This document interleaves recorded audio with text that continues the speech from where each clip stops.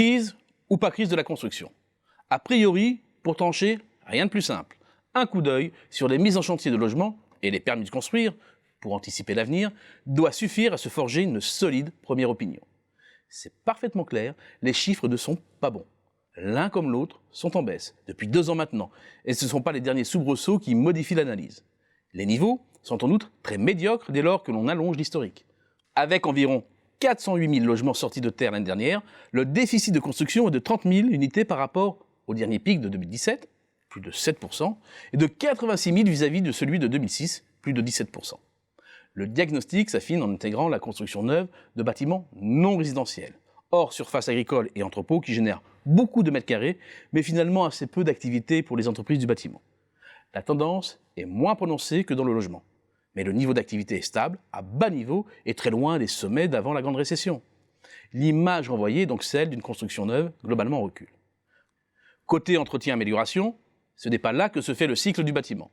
C'est un marché relativement inerte, avec très peu de volatilité. Que ce soit au plus fort de l'accélération, peu avant la grande récession, ou au plus fort de la crise, le volume des travaux a évolué dans un couloir étroit compris entre 3 et moins 3% l'an ces 15 dernières années. Et la tendance actuelle est proche de 1%. Idem pour l'entretien-amélioration en provenance de la composante non résidentielle. Le problème, c'est que ces données, qui vont dans le sens d'un secteur du bâtiment en délicatesse, ne cadrent pas du tout avec le ressenti de la profession, notamment tel qu'il est mesuré par le climat des affaires de l'INSEE. À 111, l'indice est nettement au-dessus de sa moyenne de long terme, ne montrant quasiment aucun signe de faiblesse depuis 2 ans et se situe à 7 points seulement de son pic de l'été 2007, période durant laquelle les mises en chantier battaient leur plein sur les 2 compartiments de marché, résidentiel et non résidentiel. Quant au solde d'opinion sur l'activité passée, après un trou d'air fin 2018, il s'est inscrit depuis sur une pente ascendante et n'est pas si éloigné que cela de ses derniers sommets. C'est donc la confusion dans les chiffres de la construction.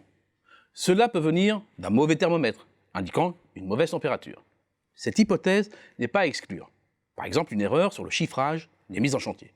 Il faut se souvenir qu'à la suite d'une réforme du mode de calcul des mises en chantier de logement en janvier 2015, 180 000 unités ont été rajoutées aux mises en chantier officielles entre 2012 et 2014, et 346 000 au total entre 2000 et 2014, soit quasiment une année pleine de construction.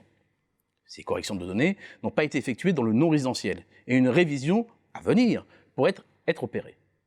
Si elle est du même acabit, le diagnostic sur l'ampleur du décrochage dans le neuf serait à revoir. La deuxième hypothèse est liée au voile monétaire. Si les volumes des travaux sont sur le fil du rasoir, l'activité en valeur est en hausse et surplombe depuis longtemps ses pics de 2007-2008. En augmentation de 7% l'année dernière, elle est à un sommet historique. Le solde d'opinion sur l'évolution à venir des prix montre bien le retour des effets prix. Non pas que les marges explosent, mais que ce soit les coûts des matériaux ou les salaires, la tendance est à la hausse et se retrouve dans les prix. Enfin, dernier élément à prendre en compte, les contraintes sur l'offre.